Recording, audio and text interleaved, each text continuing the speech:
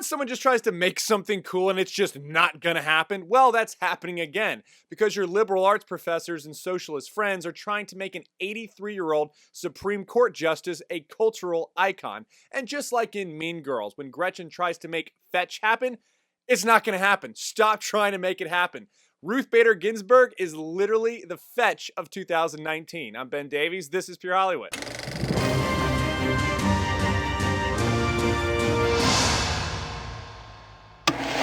You know, if there's one thing we all gravitate towards, it's unelected Supreme Court justices. Because you know, when you think of icon, you think of LeBron James, Taylor Swift, and Ruth Bader Ginsburg. But that hasn't stopped the left from trying to make someone who should only be famous for falling asleep in Congress into a hip, cool element of pop culture. And it's funny how this whole push only started after Trump was elected into office. From late night host Stephen Colbert working out with RBG in the gym, pumping iron, to her very own movie that's literally being promoted by iTunes and being nominated for a freaking Oscar. Are you kidding me? To, oh my god, give the kids what they want, a cameo in the upcoming Lego 2 movie. Warning, be sure your child is not eating popcorn at that time, because they will surely choke on it in excitement from seeing their favorite Supreme Court justice on the big screen. Literally, it's just been so forced and so blatant, but why? Why is this happening? It's all for the sake of the narrative. And this is why this is so much worse than Elizabeth Warren's video, where she tried to fake some impromptu video with her husband coming into her own house and drinking a beer, being like, hey guys, I think I'll just have this now.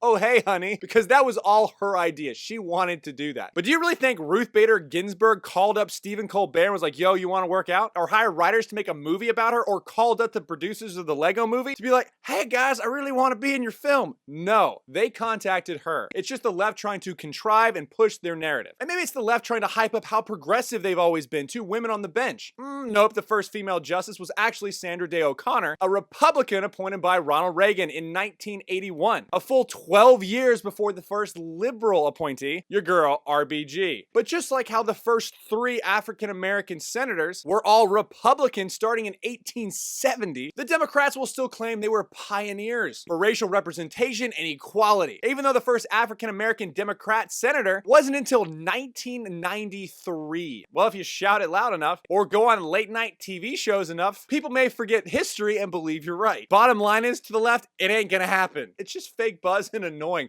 RBG is just a long-serving Supreme Justice whose only job is supposed to be making sure the government doesn't infringe on your rights. The left is once again just fighting their culture war, trying to stir up society in emotion and image rather than reality. Why would a terrible movie like Vice or a boring documentary like RBG be nominated for the highest film honors in the land? The Oscars? Because the narrative is right. Republicans bad, Democrats good. And don't look at reality or read history. Watch these movies, what they say, because they tell a different story. Look, people on the left, stop trying to make RBG happen.